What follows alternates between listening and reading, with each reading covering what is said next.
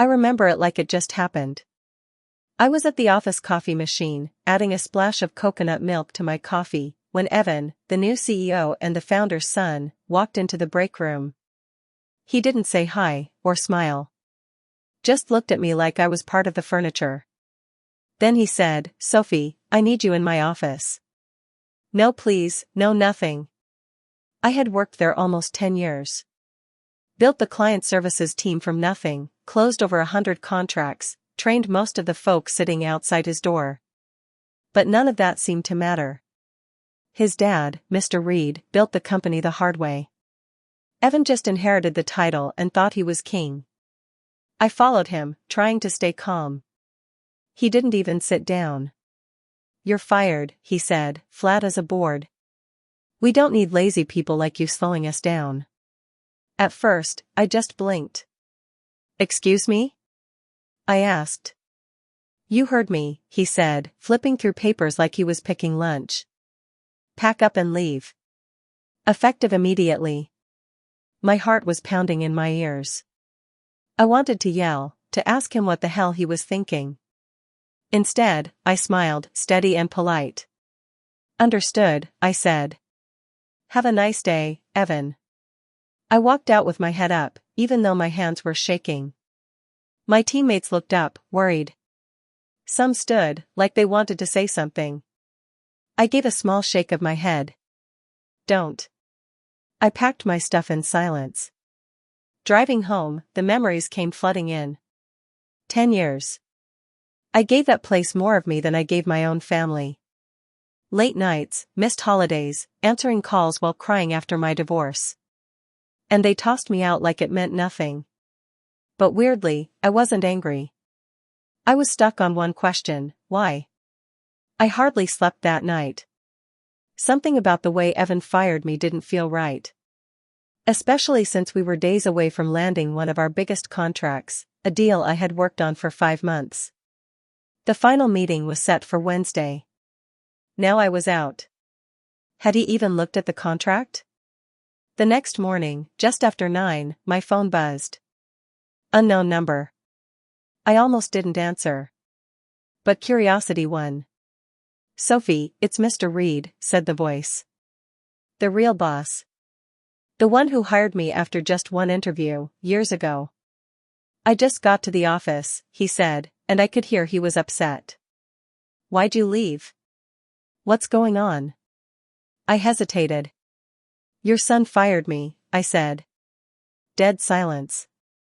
Then a sharp breath. "Yesterday?" "He said I was lazy and not needed," I told him.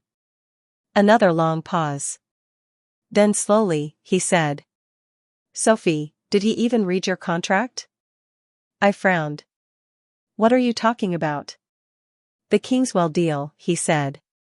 "You're scheduled to meet them at 10, right?" "Yeah." I heard papers flying and then a loud thud, like he slammed his desk. "You have a clause," he said, "one I made them add after the last acquisition. You're not just the account manager, you're the only person allowed to close that deal." I sat there, frozen. "Without you, he can't finish it," Mr. Reed said. "Not legally, not ethically, not at all." And just like that, it hit me. Evan hadn't even read the contract. He had no idea what he'd done. And something inside me changed. Yeah, I still felt betrayed. But now I felt something stronger: control. He fired me too fast. And now it was about to blow up in his face. Mr. Reed hung up without another word. I could feel his anger even after the call ended. I sat there staring at nothing, my coffee cold beside me. I let out a bitter little laugh. 10 years, and this was how it ended, not with a thank you, but with a spoiled brat playing boss and screwing everything up. Real businesses don't work like video games. Evan was about to find that out the hard way. I thought about putting on real clothes and driving back just to watch the meltdown. But the part of me that had swallowed my pride for years? That part wanted to let it all burn. I didn't have to wait long. At 10 a.m., my phone started blowing up. First Evan. I let it ring out. Then reception. then legal, then accounting. My phone was lit up like a Christmas tree. I didn't answer a single one. Finally, I checked my voicemail. "Sophie, hi, it's Evan," he said, his voice tight. "Listen, there was a misunderstanding yesterday." Evan's voicemail said. "I might have acted too fast. We need you back today. It's urgent. Please call me." Urgent. That word bounced around in my head. Still no sorry. Not even fake corporate speak. Just panic. I stayed right there on the couch, sipping my cold coffee. At 10:15, the phone buzzed again. Tara. I hadn't heard from her in years. We used to be close before she moved to marketing. I picked up. "Sophie, you're not gonna believe this," she whispered. "Try me." Evan just got roasted by his dad. Right in front of everyone. I raised an eyebrow. "Mr. Reed came into the meeting, slammed the Kingswell contract down, and asked, "Did you read this before firing Sophie?"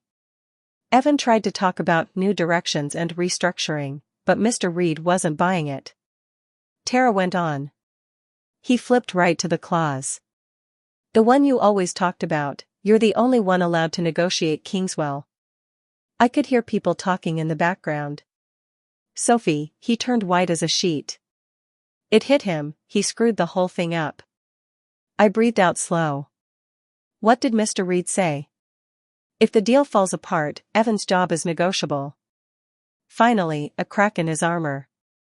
"Whatever you're planning," Tara said, "you've got the upper hand now." I thanked her and hung up. Stood by the window for a minute, watching the city. Calm as ever. Like it didn't even notice the mess down below. At 11 o'clock, another message came in. This time from Mr. Reed. "Sophie, I'm truly sorry. I misjudged things. Please come back, not just for the deal. Let's talk." It was tempting. But I wasn't ready to just walk back in like nothing happened. This wasn't just about a contract. It was about respect. About the years I gave. I wasn't looking for revenge. I just wanted to be treated right. I texted back. "I'll consider coming back to close Kingswell, but only under certain conditions. I want to speak with you first." Sent. Got dressed. Got ready. I showed up a little after noon. Not through the side door either, through the front, like a guest. I knew people would notice. That was the idea. The receptionist jumped up when she saw me. "Miss Morgan, Mr. Reed's expecting you." "This way." As I walked through, people stared. Nobody talked. The whole place felt frozen. Mr. Reed was waiting at his office. He gave a small nod. "Thanks for coming." I nodded back but didn't shake his hand. Walked inside. He closed the door and leaned against it, looking tired. "I made a mistake," he said. "A big one. Gave my son too much too soon. Thought he could prove himself. Didn't expect him to wreck things this fast." I stayed quiet. He sat down. "Firing you wasn't just wrong," he said. "It put the whole Kingswell deal at risk." I nodded. "Yeah. It did." "I reread your contract," he said. "You have full control over Kingswell. Nobody else can negotiate." "I remember," I said. "You didn't deserve what happened," he said. "I want you back. Full authority. Whatever terms you need." He meant it. It wasn't just about the deal now. It was about respect. "I'll come back," I said. "But I want it all in writing. Full control. No Evan interference." "Done," he said right away. "And this can't happen again," I added. "Not to me. Not to anyone." He nodded slow. "You have my word." I stood up and walked out. Evan was down the hall, fake talking to some junior exec. When he saw me, he froze. I didn't look away. I walked right past him. And I swear, right then, he realized he lost. By 2 o'clock, the boardroom was ready. The Kingswell team had arrived. I double-checked the documents. No mistakes. Mr. K, their CEO, didn't mess around. If he smelled trouble, he'd walk. I laid the Arabic version of the final terms on the table. Out of the corner of my eye, I saw Evan pacing outside like a trapped dog. Mr. Reed caught him before he could come in. Even from a distance, you could see Evan trying to argue. Mr. Reed shut him down with one hand gesture. Evan turned red. He shot me a dirty look, a mix of rage and defeat. Then he walked away. That was the last I saw of him that day. At 2:30 sharp, Mr. K walked in with his team. I greeted him in Arabic. He smiled. A rare thing for him. You remembered, Mr. K said warmly. Respect goes a long way. The meeting started. It went smooth. 2 hours later, we shook hands and signed the deal. After they left, Mr. Reed came over, looking relieved. You saved us, he said. I owe you more than an apology. You owe your company a real leader, I said. One who knows the difference between power and responsibility. He didn't argue. That night, walking to my car, I felt the weight of the past 2 days finally start to lift. I hadn't just come back to work, I came back knowing my worth, and I wasn't about to forget it. But deep down, I knew it wasn't over. Evan had been quiet today. Men like him don't just give up. They wait. They plot. By the next week, the Kingswell deal made industry news. Breakthrough in cross-border negotiations, the headline said. Company secures historic partnership through strategy and multilingual leadership. They didn't name me, but everybody inside the company knew who closed that deal. My inbox blew up with messages. Quiet congratulations from people who had kept their heads down before. Old juniors I mentored, managers who once overlooked me, all sending praise now. I appreciated it. But I wasn't naive. People shift fast when the wind changes. Around the office, things felt lighter. There were smiles again. Laughter in the break room. Mr. Reed had made it clear. Evan was out of big decisions, at least for now. Still, something felt off. Small stuff started happening. First, my travel reimbursement for Kingswell got delayed. Then documents I submitted for approval came back and signed, no explanation. Next, an email from me with wrong client info got flagged. It got sent to one of our overseas partners. Thankfully, that partner trusted me. He called to double-check. But damage was done. The doubt had been planted. IT checked it out. No hacking. The bad email came from inside the office. That's when I knew. Evan was behind it. He wasn't trying to fire me anymore.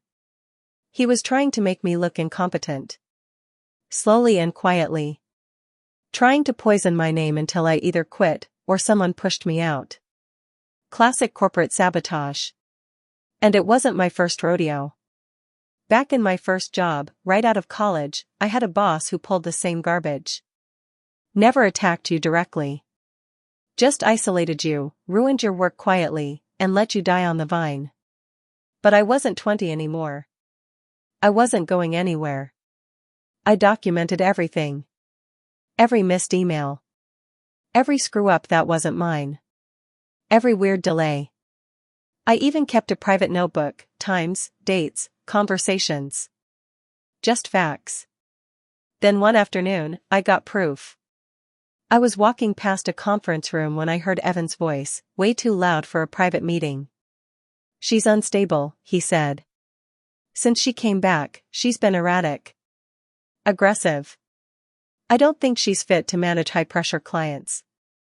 I stopped in my tracks. I'm just saying, he went on, maybe we should start thinking about new leadership for client services. She's clearly overextended. Another voice spoke up. Someone newer. But the Kingswell deal, she pulled that off under real pressure. Evan scoffed. She got lucky. We can't run a company on luck. I stood there, frozen for a second. Then I walked away. My blood wasn't running cold from fear, it was cold from clarity. He was poisoning the well. Again. That evening, I stayed late. The office was mostly empty. Just me sitting in the dim meeting room, staring at the city lights, wondering how many more fights I had left in me. Then I heard a voice. Still here? I looked up. It was Mr. Reed. Could ask you the same, I said. He walked in and placed a folder on the table. Your revised contract, he said. Everything we agreed to. I flipped through it. It was solid. I nodded. I've also started an internal audit, he added. Too many things have been misfiled lately. I looked up sharply. He met my eyes. I'm not blind, Sophie, he said. I know Evan's not done. Then why haven't you stopped him? I asked. There was a long pause. Because, he said finally, sounding more like a dad than a CEO, I needed to see how far he'd go. You're protecting the company, I said. He shook his head. I'm trying to protect both of you. But maybe it's already too late for one of you. I closed the folder. I don't need protection, I said. I need you to think about what kind of legacy you want to leave behind, Mr. Reed said. He looked at me for a second longer, then turned and walked out. And I knew, something bigger was coming. The office felt colder that week. Not because of the weather, but because the mood had changed. When I walked by, conversations dropped to whispers. Some people smiled at me, others wouldn't even meet my eyes. The audit had started, and everybody knew it. People were nervous. I was too. I hadn't asked Mr. Reed to start the audit, but deep down, I was glad he did. We needed the truth out, not just for me, but for everybody who'd been tiptoeing around since Evan showed up. Still, I knew how this worked. In big companies, truth doesn't always mean justice. Sometimes it ends with someone quietly getting paid to leave. Sometimes the truth gets buried so deep you never see it again. That Thursday, they called me into the audit team's temporary office, an old storage room turned into a makeshift war room. Piles of files everywhere, computer screens glowing, whiteboards covered in notes. Owen, the lead auditor, greeted me. Sophie, thanks for coming. We need to ask you a few things about some of the irregularities we found. I nodded and sat down. He pulled up a file on the screen. First, this email that looked like it came from your account. We traced it back to a shared computer near the break room. Whoever sent it manually entered your login. He shook his head. Someone got a hold of your login. They didn't hack it from outside. It was done here, inside. I crossed my arms. I reported that the day it happened. He gave a tight smile. And it's a good thing you did. We found more incidents like it. Emails rewritten. Spreadsheets changed. Sign-offs deleted. Every time, it pointed back to you. Every time, it came from a shared machine. My chest tightened. This was planned, I said. Owen hesitated, then nodded. Yeah. And we narrowed down who could have done it. We also saw some strange stuff tied to Evan's assistant's login. I stayed quiet, listening. We're not officially blaming anyone yet, he said carefully, but the pattern is pretty clear. Somebody was trying to make you, and maybe others, look bad. I clenched my jaw. So what happens now? Owen leaned back a little. Mr. Reed asked us to bring everything straight to him. No cleaning it up. No hiding anything. I nodded slowly. Then I'm going to be there too. Owen looked surprised. You're not required to be. I know, I said. I'm coming anyway. I want to look them all in the eye. He didn't argue. That night, I barely slept. I kept thinking about all the good people who'd left over the past year. Back then, I thought they just found better jobs. Now, I wasn't so sure. Now, I wondered how many of them Evan had pushed out. The next morning, I got to the boardroom early. Mr. Reed was already there, staring out the window like he was waiting for something bad to happen. Owen and 2 other auditors came in next. Then Evan showed up, 10 minutes late, scrolling through his phone, looking way too confident. Until he saw me. He stopped in the doorway. "She's not part of the audit committee," he said. Mr. Reed didn't even turn around. "She's here because I asked her to be." Evan shifted on his feet. "This is supposed to be internal. Confidential," he said. I answered him before Mr. Reed could. "Then maybe you should have kept it that way when you used company computers to fake emails." My voice was calm, but it hit hard.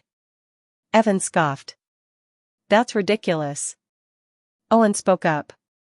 "We traced multiple login attempts from your assistant's account. Every one of them tied to changes made to Sophie's documents." Evan's face started to change. He wasn't smiling anymore. "You're reaching," he said. "She's just upset because she got let go." I didn't even blink. "You didn't let me go, Evan," I said. "You tried to ruin me.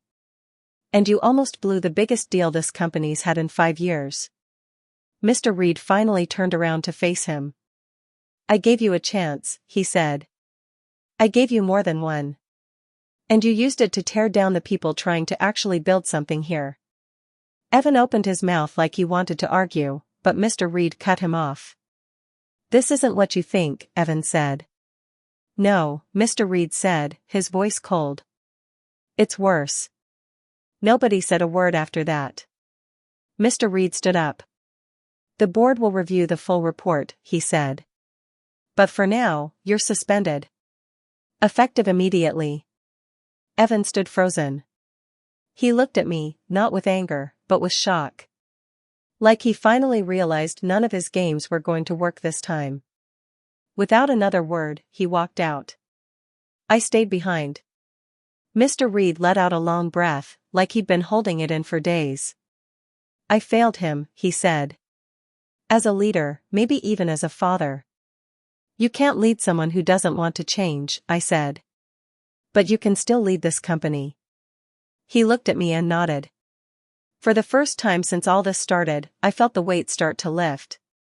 3 weeks passed after that audit meeting, but what happened that day still hung around the office. Evan didn't come back. The smug look he used to wear was now just something people whispered about. The board moved fast. The proof was too much, too clear, too ugly to ignore. Fake emails, login records. Files gone missing. Trying to twist HR complaints. All tied to Evan or the people he dragged into it. When the final report dropped, it was obvious. Evan hadn't just gone after me, he messed with the whole company. They didn't just suspend him. They fired him. The announcement said something about violations of ethics and misconduct. No lawsuit. No big press release. Just a quiet exit through the back door. Of course, word still got around. Stuff like that always does. I thought I'd feel fired up when I heard. But I didn't. I just felt calm. Like the storm was over and I could finally breathe again. A few days later, Mr. Reed called me into his office. "Close the door," he said. I did. He was sitting there with a folder in front of him. He didn't open it yet. "I've been thinking a lot," he said. "About everything that happened. About where this company needs to go now." I just listened. "You've shown more leadership these past few weeks than most people do in their whole careers," he said. "You saved our biggest deal. Stayed calm through all the crap. Handled it better than most would. That's the kind of person I want helping run this place." He pushed the folder across the desk. Inside was a letter, a promotion. Director of Client Strategy. Executive level. Reporting straight to him. I looked up, surprised. "I didn't ask for this," I said. "I know," he said. "That's exactly why you deserve it." I thought about it for a second, then nodded. If I take this, I said, I want a real voice. I'm not just gonna sit in a fancy office. I want to fix the culture here. He smiled. That's what I was hoping you'd say. Later that night, I sat alone in my new office. It was temporary while they worked on the real one. I looked at the blank nameplate on the door. For years, I wondered if anybody even noticed the work I did. All the late nights. All the client saves. All the fires I put out without anyone giving a damn. I thought staying quiet was the way to survive. Not cause problems. Not make waves. But staying quiet had almost cost me everything. It wasn't just about one deal. Or one promotion. It was about remembering that doing good work isn't being arrogant. And being professional isn't being weak. I had been ignored, even sabotaged. But I didn't let them beat me. And I didn't turn bitter either. That was the real win.